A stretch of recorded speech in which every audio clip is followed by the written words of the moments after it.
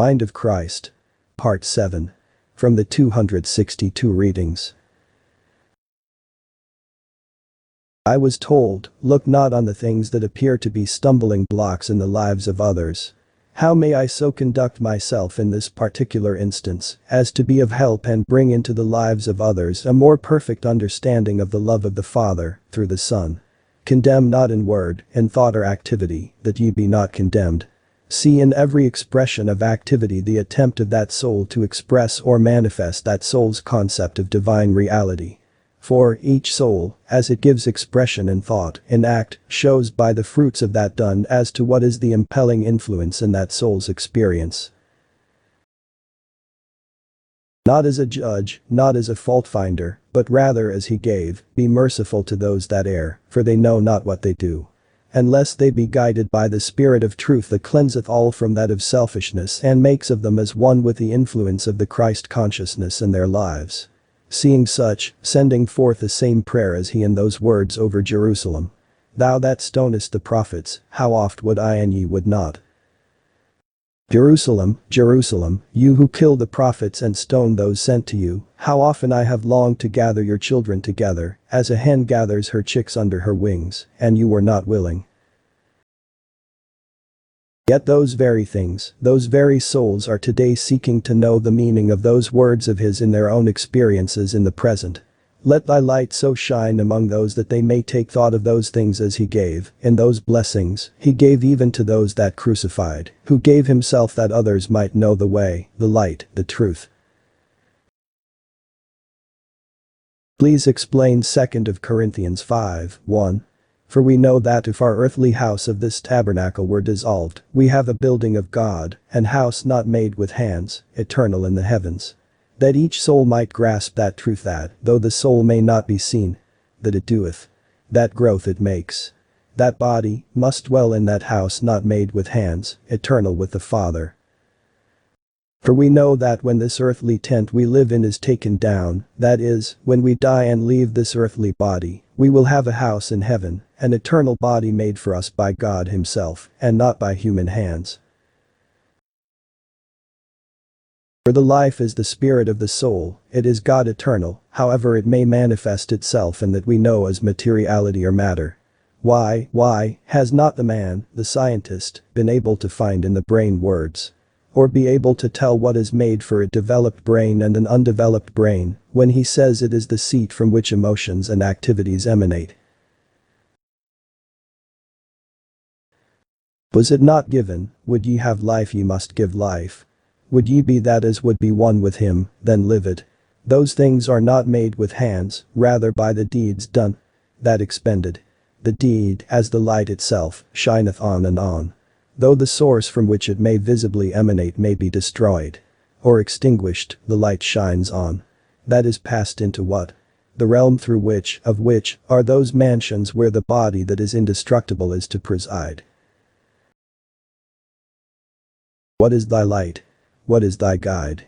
That thou mayest see how it operates, or that in the experience of thine neighbor, thine brother, thou hast just been kind.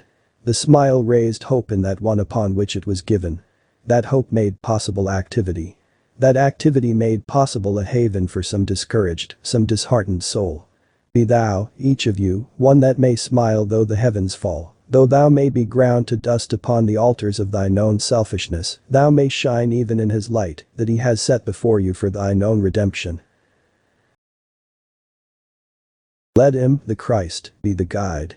Let him build for thee the mansion, rather than with thine own puny hands where moth and rust doth corrupt, and where those that unconsciously in their stumbling manners, oft make the road rough for thee.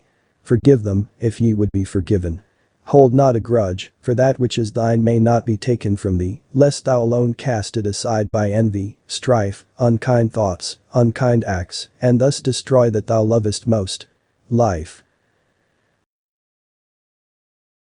In canonizing the Bible, why was the life of Zend left out? Called in other names.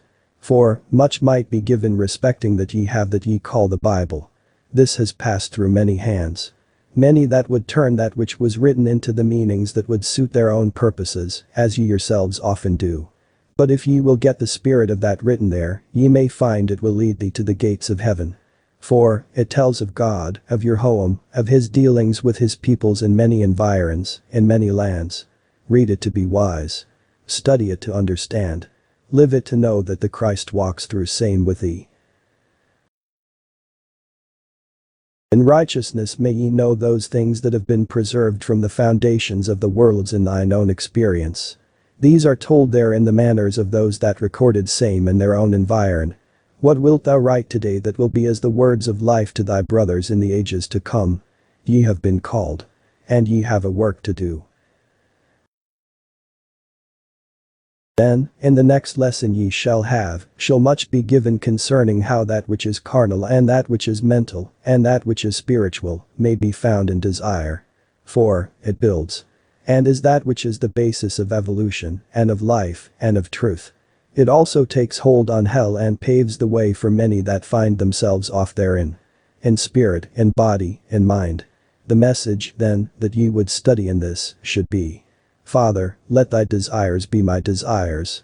Let my desires, God, be thy desires, in spirit and in truth. From whence arose the purpose of idea or ideal that ye hold so close in thine experience? Ye say that there were those periods when for 400 years little or nothing had happened in the experience of man as a revelation from the Father, or from God, or from the sources of light. What was it, then, that made the setting for the place, and for the entering in of that consciousness into the earth that ye know as the Son of Man, the Jesus of Nazareth, the Christ on the cross? Did the darkness bring the light?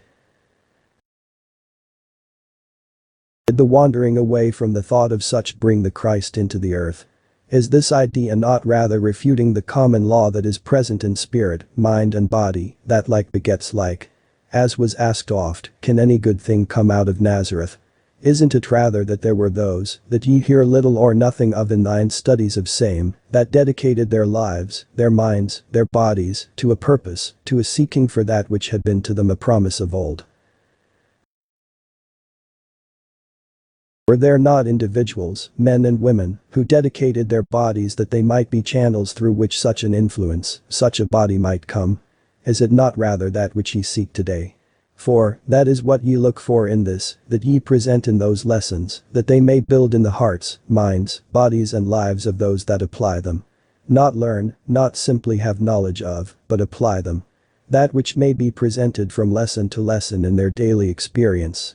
That there may again come the greater influences in the activity of individuals that may save a world, may save a nation, may save the peoples. And be truly said of that service, that work ye do, that it fills this place, that there is being builded in the hearts, minds and bodies of individuals that longing for.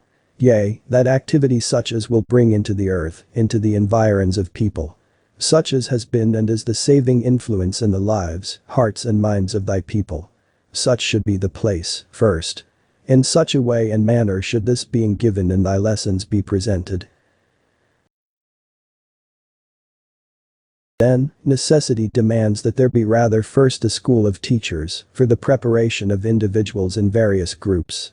Not chosen because they may be popular, well spoken of, or ones of influence in their individual groups, or of affluence, or the like. But rather those in such groups that have been moved to dedicate, consecrate their lives to such a service. In this way and manner may the groups and the lessons in same be presented. The first principles, then, are these. Are the lessons as presented things worthwhile in the experience of individuals, sufficient to carry forward that thought, that idea? That is what is required. Art thou meeting same? Answer in thine own selves. In thy life, thy activity, such as that, though it took from thee all that is near and dear to thy earthly environ, ye would present rather that as the Father would present to a waiting world. So live, then, each of you, in such a manner. Thinkest thou rather of what others will say? Thinkest thou as to whether it will be popular here or popular there? Was he? In no land in which Jesus presented himself was he accepted. Was it not said, truly he came unto his own, and his own received him not? Have ye received him? Know ye him, day by day? How can this group best meet the conditions that have arisen in relation to the church? Do the lessons not make the individuals that are members of individual churches better Christians, better or nearer Christ-like, thus filling their lives with such love that dogmatic principles, as in some churches, must be taboo? But present them to those that are weak, living them before those that stumble. But do not cram them down anyone's throat. Neither argue with them. Did thy master ever argue, even when they were the greater railings or abuses? He presented that which each has found, did find, convicted them. What said he respecting that? I do not condemn thee, for thou art condemned already in thine own self.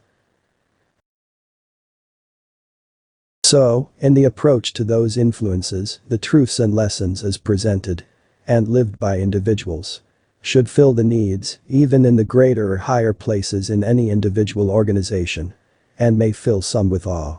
And they may speak evil. Did the high priest condemn thine Lord? Did those of the Sanhedrin wreak their own purposes upon him? Art thou willing to live that which has proved and does prove in thine experience, that which makes thee closer with thy God? If these lessons are not founded in such, have nothing to do with them.